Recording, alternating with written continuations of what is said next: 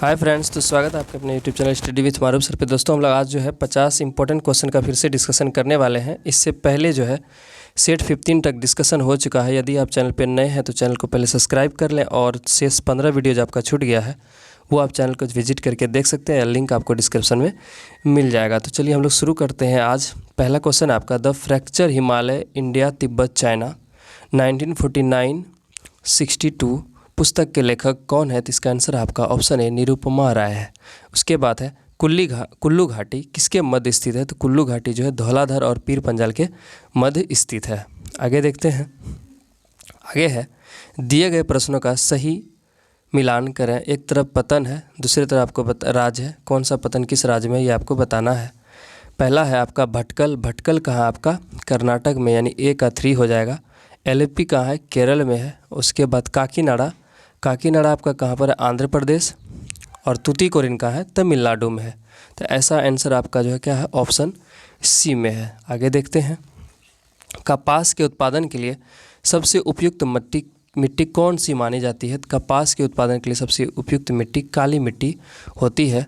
आप ऐसे भी याद रख सकते हैं कि क से कपास और उपयुक्त मिट्टी क से काली मिट्टी। यदि आप चैनल पर नए हैं तो चैनल को सब्सक्राइब करना ना भूलें और अपने से भी टेस्ट दीजिए, देखिए आपका कितना नंबर आता है। दिए गए विकल्पों में कौन सा राज्य नर्मदा घाटी के भाग नहीं है? इसमें जो है महाराष्ट्र, गुजरात, मध्य प्रदेश, ये तीनों नर्मदा घाटी के भाग हैं, परंतु आपका जो है राजस्थान जो है वो नर्मदा घाटी का भाग नहीं है। आगे देखते हैं। 6 नंबर का क्वेश्चन क्वेश्चन है आपके पास। दिए गए विकल्पों में कौन सही सुमेलित नहीं है? दिया है आपका, एक तरफ क्रांति है और किसके लिए हुआ है ये बताया। स्वर्ण क्रांति फल उत्पादन, नीली क्रांति उर्वरक उत्पादन, पीली क्रांति अंडा उत्पादन। इसमें से आपका बताना है कि किसका सुमेलन जो है वो सही नहीं है। 6 नंबर का आंसर हो जाए आपका ऑप्शन डी 2 और 3, यानी नीली क्रांति उर्वरक के लिए ये भी गलत है, पीली क्रांति अंडा के लिए भी गलत है।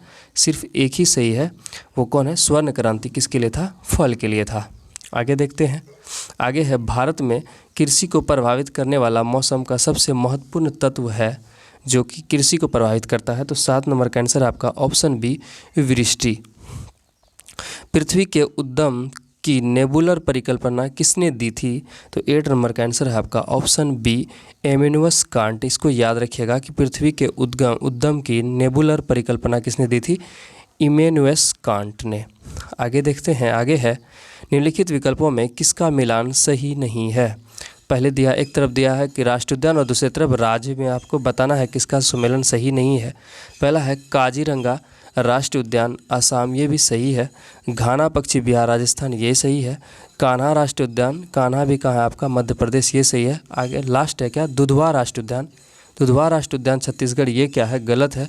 दुधवा राष्ट्रीय उद्यान कहाँ है? यूपी में है। एकमात्र राष्ट्रीय उद्यान है जो कि यूपी में कौन सा है? दुधवा राष्ट्रीय उद्यान। तो इसका आंसर क्या हो जाए आपका? ऑप्शन डी, यानी कौन सा मिलान सही नहीं था।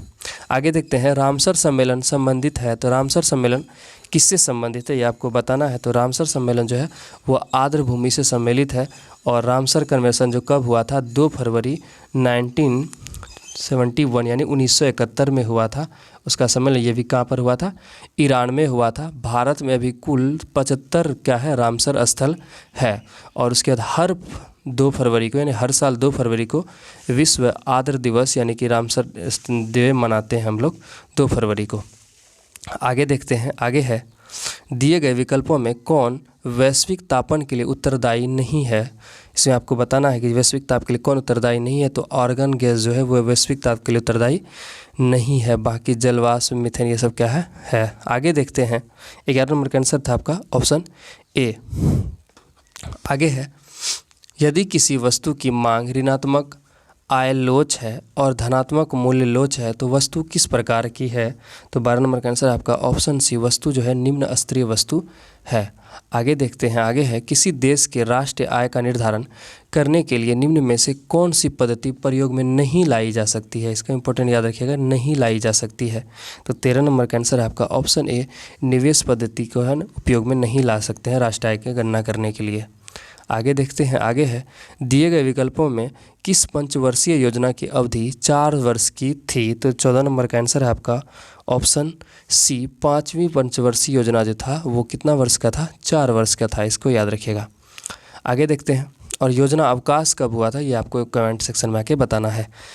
15 नंबर का आंसर है सूची 1 को सूची 2 से सुमेलित करके नीचे दिए गए कूट से सही विकल्प का चुनाव कीजिए। इस 15 नंबर का आंसर है आपका ऑप्शन ए, और ए के अकॉर्डिंग हम लोग देखते हैं। एक तरफ क्या दिया हुआ आपका यूनिट है, दूसरी तरफ मात्रक है, यानी एक तरफ भौतिक राशियां हैं और दूसरी तरफ उसका मात्रक, उससे मिलाना है। तो ए का 3 यानी क्या, त्वरण को किस में मापते हैं, मीटर प्रति सेकंड स्क्वायर में। अब बल को किस में मापेंगे, तो बल को जो न्यूटन में मापा जाता है तो सब जानते हैं। उसके क्या है, कार्य को जूल से मापते हैं और आवेग को न्यूटन सेकंड से मापते हैं। इसको याद रखिएगा। आगे देखते हैं। आगे है किसी लटके हुए कालीन को जब छड़ी से पीटा जाता है तो धूल के कण उससे बाहर निकल जाते हैं, इसका क्या कारण है। तो 16 नंबर का आंसर है आपका ऑप्शन ए, जड़त्व के कारण। जड़त्व के कारण ही ये पता धूल जो है किससे, छड़ी से पीटने पर कालीन से बाहर निकलती है, क्योंकि जड़त्व का नियम ये बताता है कि जो जिस पोजीशन में वो अपने इस पोजीशन को बनाए रखना चाहता है। आगे है सार्वधिक गुरुत्वाकर्षण नियतांक का मान होता है। 17 नंबर का आंसर है आपका ऑप्शन डी, सार्वधिक गुरुत्वाकर्षण नियतांक का मान कितना होता है, 6.67 × 10⁻11 न्यूटन मीटर स्क्वायर प्रति kg स्क्वायर। आगे है सर्वाधिक प्रत्यास्था वाला पदार्थ निम्न में से है, इनमें से कौन है जिसका सबसे ज़्यादा प्रत्यास्था है। तो 18 का आंसर हो जाए आपका 18 का ऑप्शन डी, क्वार्टर्स। आगे देखते हैं दोस्तों। आगे है 19 नंबर का विशिष्ट ऊष्मा यानी स्पेसिफिक हीट के संबंध में निम्न में कौन सा कथन सत्य नहीं है। तो 19 नंबर का आंसर है आपका ऑप्शन ए, विशिष्ट ऊष्मा पदार्थ की प्रकृति पर निर्भर नहीं करती है बल्कि पदार्थ की प्रकृति पर निर्भर करती है। अगर यहाँ पर नहीं रहता तो सही होता। आगे देखते हैं दोस्तों। आगे है निम्नलिखित में से कौन एरोसोल का उदाहरण नहीं है। एरोसोल का उदाहरण इसमें से कौन नहीं है। तो 20 नंबर का आंसर डी, और जल में तेल जो है एरोसोल का उदाहरण नहीं है। बाकी धुंध यानी कोहरा, बादल यानी हवा में ठोस का मात्रा, ठोस मिला रहना, उसे क्या कहते हैं, एरोसोल कहते हैं। आगे देखते हैं दोस्तों। आगे है सूची 1 को सूची 2 से सुमेलित कीजिए तथा नीचे दिए गए कूट का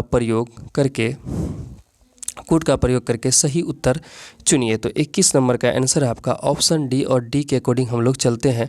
न्यूट्रॉन का खोज किसने किया था, जेम्स चैडविक ने। एक तरफ आविष्कार है, एक तरफ आविष्कारक का नाम है। दूसरा है इलेक्ट्रॉन का खोज कौन किया था, जे थॉमसन। और इसके बाद है प्रोटॉन का खोज किसने किया था, प्रोटॉन गोल्डस्टीन किया था। और आपके पास तीसरा है डी का क्या हो जाएगा, परमाणु नाभिक का खोज किया था, रदरफोर्ड ने किया था। इसको याद रखिएगा, बहुत इंपॉर्टेंट है। आगे देखते हैं दोस्तों। आगे है सोडियम के एक परमाणु में कोर इलेक्ट्रॉन की संख्या होती है। सोडियम के एक परमाणु में टोटल कितना कोर इलेक्ट्रॉन होता है, ये आपको बताना है। तो 22 नंबर का आंसर है आपका ऑप्शन सी, यानी 10 कोर इलेक्ट्रॉन होता है। यानी 72 कक्षा को छोड़ के जो रेस्ट जितना भी कक्षा का इलेक्ट्रॉन बचता है वो सबको मिला के हम लोग क्या कहते हैं, कोर इलेक्ट्रॉन कहते हैं। निम्नलिखित में से कौन हाइड्रा अम्ल का उदाहरण है। हाइड्रा अम्ल का उदाहरण इसमें से कौन है। तो 23 का आंसर है आपका option C, hydrochloric acid, HCl। Boyle और चार्ल्स एवोगाड्रो द्वारा प्रतिपादित गैसीय नियमों का संयुक्त रूप क्या कहलाता है। यानी बॉयल का गैस नियम, चार्ल्स और एवोगाड्रो तीनों को मिला दें तो उससे मिला हुआ नियम को क्या कहते हैं हम लोग। आंसर है आपका ऑप्शन सी, आदर्श गैस नियम। आगे देखते हैं। आगे है 15 नंबर का जीवाणु विज्ञान का जनक किन्हें माना जाता है। जीवाणु विज्ञान का जनक जो किसे मानते हैं, लुई पास्चर को मानते हैं। इन्होंने ही जो है इसका टीके का खोज किया है। आगे देखते हैं माइटोकॉन्ड्रिया का रासायनिक संगठन में निम्नलिखित में से किसकी मात्रा सर्वाधिक होती है। तो 26 नंबर का आंसर आपका ऑप्शन ए, प्रोटीन की मात्रा क्या होती है, सर्वाधिक होती है, याद रखिएगा। आगे देखते हैं 27 नंबर का प्लाज्मा के संबंध में कौन सा कथन सही नहीं है। तो 27 नंबर का आंसर है आपका ऑप्शन सी, इसमें रक्त कणिकाएं होती है। ये सही नहीं है, प्लाज्मा में रक्त कणिकाएं नहीं होती है। आगे है हेपेटाइटिस बी एक संचारी रोग है जो मुख्य रूप से किस अंग को संक्रमित करता है। तो 28 नंबर का आंसर है आपका ऑप्शन बी, यानी यकृत को यानी लीवर को संक्रमित करता है। आगे देखते हैं निम्नलिखित में से कौन सा मस्तिष्क का मुख्य सोचने वाला भाग है। तो 29 नंबर का आंसर हो जाएगा आपका 29 नंबर का ऑप्शन बी, परम मस्तिष्क जो है वो सोचने वाला भाग है। ग्राम सभा संबंधी प्रावधानों का उल्लेख किस अनुच्छेद के अंतर्गत किए गए हैं। तो 30 नंबर का आंसर है आपका ऑप्शन सी, अनुच्छेद 243 ए के तहत ग्राम सभा का उल्लेख किया गया है। आगे देखते हैं 31 नंबर का आंसर है आपका सांसद के दोनों सदनों की संयुक्त बैठक की संकल्पना किस देश के संविधान में लिया गया है, किस देश के संविधान से लिया गया है? तो 31 नंबर का आंसर है आपका ऑप्शन बी, ऑस्ट्रेलिया के संविधान से लिया गया है। और जब संयुक्त बैठक बुलाया जाता है तो उसकी अध्यक्षता कौन करते हैं? लोकसभा के अध्यक्ष करते हैं। आगे है उच्चतम न्यायालय का अभिलेख। उच्चतम न्यायालय का अभिलेख न्यायालय का उल्लेख संविधान के किस अनुच्छेद में किया गया है? यानी उच्चतम न्यायालय जो है एक अभिलेख न्यायालय है, इसका उल्लेख की संविधान के किस अनुच्छेद में किया गया? तो 32 नंबर का आंसर हो जाए आपका ऑप्शन ए, अनुच्छेद 129 के तहत। भारतीय संघ के पदाधिकारियों को मिलने वाले वेतन, भत्ते तथा पेंशन आदि का उल्लेख संविधान की किस अनुसूची में किया गया है? तो 33 नंबर का आंसर है आपका ऑप्शन ए, दूसरा अनुच्छेद सूची में किया गया है। ठीक है, आगे देखते हैं राज्यसभा का उल्लेख संविधान के किस भाग में किया गया है? तो राज्यसभा का उल्लेख जो है संविधान के 17वां भाग में किया गया है। संविधान की प्रस्तावना में निम्न में से कौन सा उल्लेखनीय नहीं है? प्रस्तावना में बताना है आपका। तो 35 नंबर का ऑप्शन ए, धार्मिक न्याय जो है ये उल्लेखित नहीं है, आर्थिक, राजनीतिक और सामाजिक न्याय का उल्लेखन है। आगे देखते हैं 36 नंबर का क्वेश्चन है आपका, संविधान के किस संशोधन द्वारा सहकारी समितियां शब्द जोड़ा गया है? संविधान के किस संशोधन द्वारा सहकारी समिति? तो सहकारी समिति जो है 36 नंबर का आंसर हो जाएगा आपका ऑप्शन डी, संविधान 97वां संविधान संशोधन द्वारा 2011 में जो हुआ था उसी के तहत सहकारी समिति को जोड़ा गया है। आगे देखते हैं, आगे है निम्नलिखित में से किस संतुष्टि पर भारतीय संविधान में मौलिक कर्तव्य को शामिल किया गया था? किसके मतलब कौन सा जो है समिति के द्वारा? तो 37 नंबर का आंसर हो जाएगा आपका ऑप्शन ए, स्वर्ण सिंह समिति द्वारा। आगे देखते हैं दोस्तों, आगे है भारत के राष्ट्रपति पर महाभियोग कैसी प्रक्रिया है? तो 38 नंबर का आंसर हो जाएगा अर्ध न्यायिक प्रक्रिया है। पंचायत चुनाव कराने हेतु निर्णय किनके द्वारा, किसके द्वारा लिया जाता है? 39 का आंसर है आपका ऑप्शन बी, राज्य सरकार द्वारा लिया जाता है। कुरु जो कि महाजनपद की राजधानी कहाँ थी? कुरु की राजधानी कहाँ थी? तो 40 नंबर का आंसर हो जाएगा ऑप्शन सी, इंद्रप्रस्थ। कुरु की राजधानी कहाँ थी? इंद्रप्रस्थ, उसी को महाजनपद कहते थे। आगे देखते हैं दोस्तों, आगे है भगवान बुद्ध के गृह त्याग का प्रतीक है, यानी जब घर से जो गृह त्याग हुआ तो उसका प्रतीक क्या है? तो आंसर है आपका ऑप्शन ए, क्या है? घोड़ा। गढ़वाल वंश का संस्थापक कौन था? तो 42 नंबर का आंसर है आपका ऑप्शन सी, चंद्रदेव थे। दीवान खैरात निम्न में से किस शासक से संबंधित है? दीवान खैरात जो है फिरोज शाह तुगलक से संबंधित है। आगे देखते हैं 44 नंबर का, एकासम गोलाकार स्तंभ निर्माण विधि किस काल की कला की विशेषता है? तो 44 नंबर का आंसर हो जाएगा ऑप्शन है, मौर्य काल का। कुव्वतुल इस्लाम मस्जिद कहाँ है? तो कुव्वतुल इस्लाम मस्जिद जो कहाँ आपका दिल्ली में है। आगे देखते हैं सिंधु काल में सीसा निम्नलिखित में से कहाँ से आयात किया जाता था? सीसा सिंधु काल में। तो 46 नंबर का आंसर हो जाएगा ऑप्शन डी, ईरान से।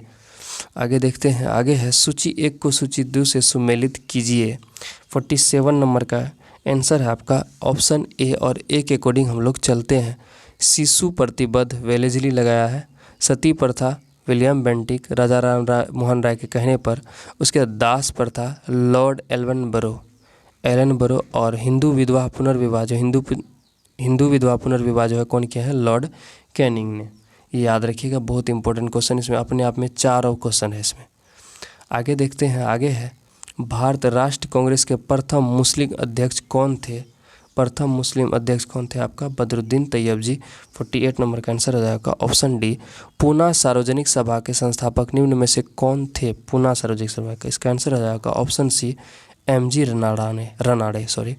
आगे देखते हैं 50 नंबर, जो कि इस आज का जो है लास्ट क्वेश्चन होगा इस वीडियो का। इनाम कमीशन की स्थान किस गवर्नर जनरल के समय हुआ था? इनाम कमीशन के स्थान यानी स्थापना जो है किस गवर्नर जनरल के समय हुआ था? तो इसका आंसर हो जाएगा ऑप्शन डी, लॉर्ड डलहौजी के समय हुआ था। तो दोस्तों हम लोग आज फिर 50 इंपॉर्टेंट क्वेश्चन का डिस्कशन कर लिए।